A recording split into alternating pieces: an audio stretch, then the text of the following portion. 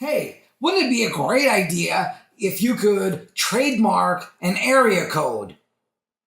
Right? Well, somebody did.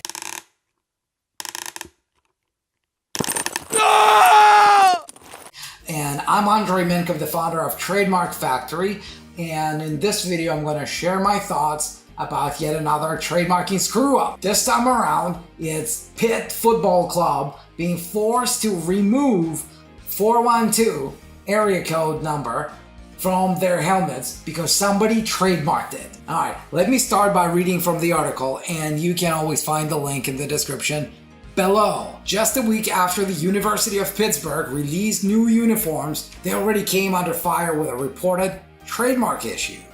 The Pitt Panthers unveiled new helmets that feature the numbers 412 above the visor. However, they did not sit well with officials at Pittsburgh-based clothing company Shop 412. Panthers senior defensive back and McKees Rocks native Damar Hamlin took to Twitter on Friday to show his frustration. It was a happy 412 day until I found out that Shop 412 made us take the 412 area code off our visors. I guess it's not really about the city, right? The post on Twitter went viral and sparked hundreds of comments. So they own the area code now. That's ridiculous. And here's what the shop responded. They say, "Easy fellas, we are and have been working with Pitt on a deal for authentic 412 times Pitt." And somebody is being a smartass here, says, well, just tried to dial a 412 number and it said I have to pay $15,000 for licensing rights. I just want to speak to my grandmother, please advise. Yeah, very funny. Somebody else says, do I have to get my tattoo covered up or should I just chop off the whole finger? I'll hang up and listen, please advise for at your earliest convenience. Okay, good choice of finger too, by the way, to display the tattoo. Yeah, there's some more comments. Somebody says, I think it's petty. I think it's a school. They should be able to use whatever logos they want. Oh, really? So if they wanted to put Coca-Cola logo on them, they can. And if they want to put Nike logo, they can. No, just because they're a school doesn't mean they can put whatever the hell they want to put them. I think the businesses should support them. Why?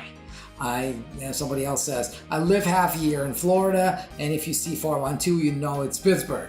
Okay, it's more about the community. Pittsburgh is a community, and 412 is part of the community, and everyone from here knows it's a big brand. They should be proud that Pitt wants to represent them. So you can finish reading this yourself. There's actually a lot of issues at play here. Let's go through them one by one. The first and probably the biggest issue is, should USPTO have ever allowed and registered this trademark? Really, this is what it boils down to. On the one hand, can you really trademark an area code?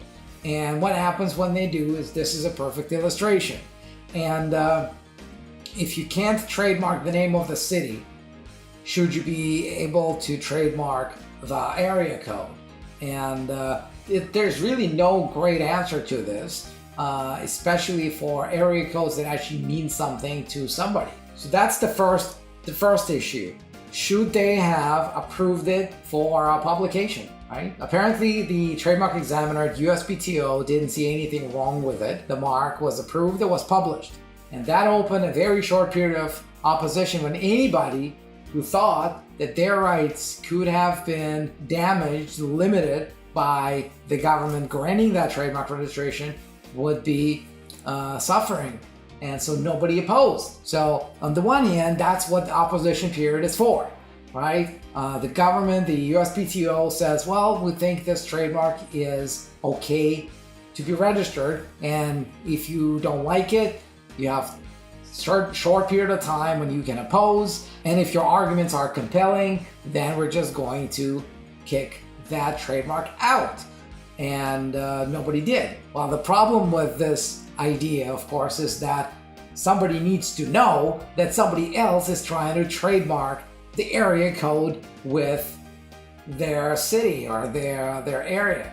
And of course, nobody does this, right? If you are a local store owner, or if you're a local football team or your local whatever, how often do you go and check if somebody's trying to trademark your area code? Of course you don't do this, right?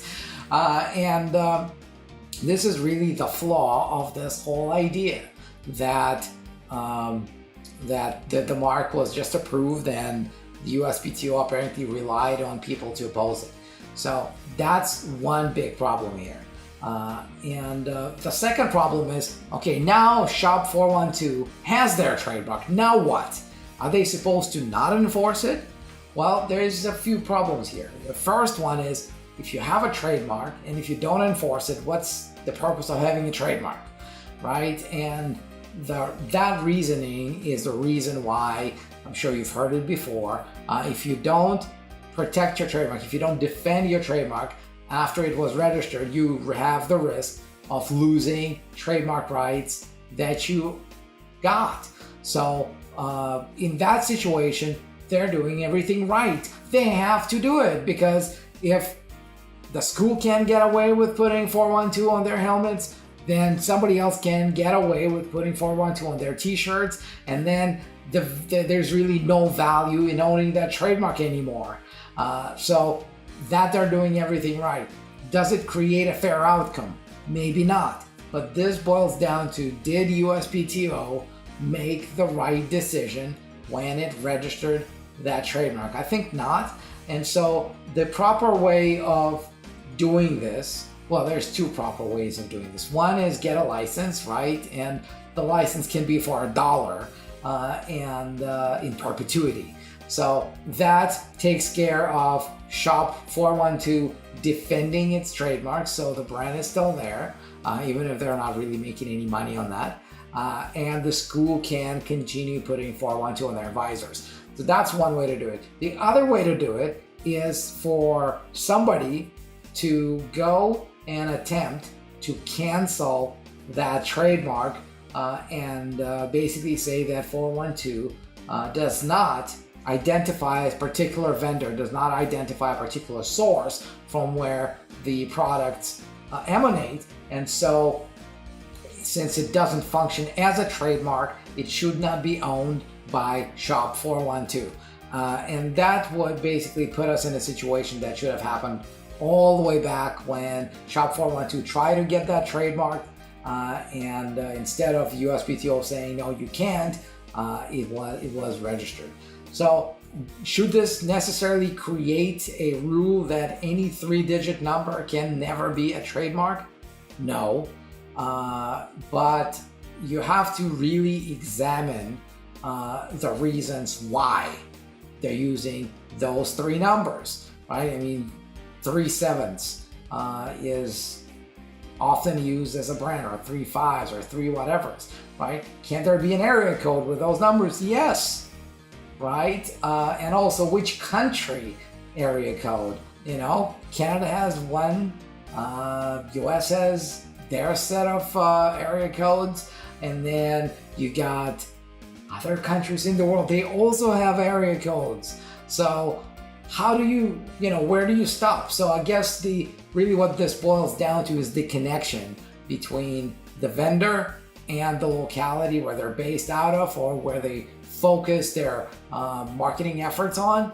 If you can tell that they're going for this 3-digit combination because they're local to that area code, that should be the red flag, and those trademarks probably shouldn't be approved. So once you don't get approved, you get an office action and say, well, it appears that this is this area code, then you have an opportunity to go back and argue your case and explain that no, this is not just the area code.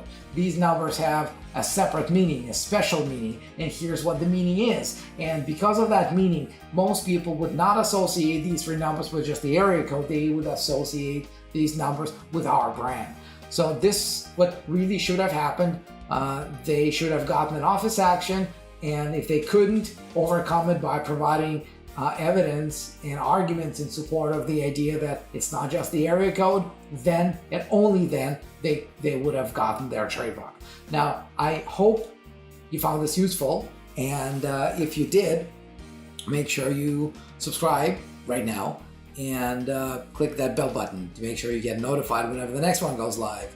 And if you have a brand that you want to protect, whether it's digits, whether it's letters, whether it's something else, whether it's a logo, whether it's a tagline, if you use some branding in your business that you value and that you want to preserve, you got to trademark it, and Trademark Factory is the best way to do it. Go to trademarkfactory.com and book a free call with our strategy advisor, and they'll take it from there. And until then, I'll see you in the next video.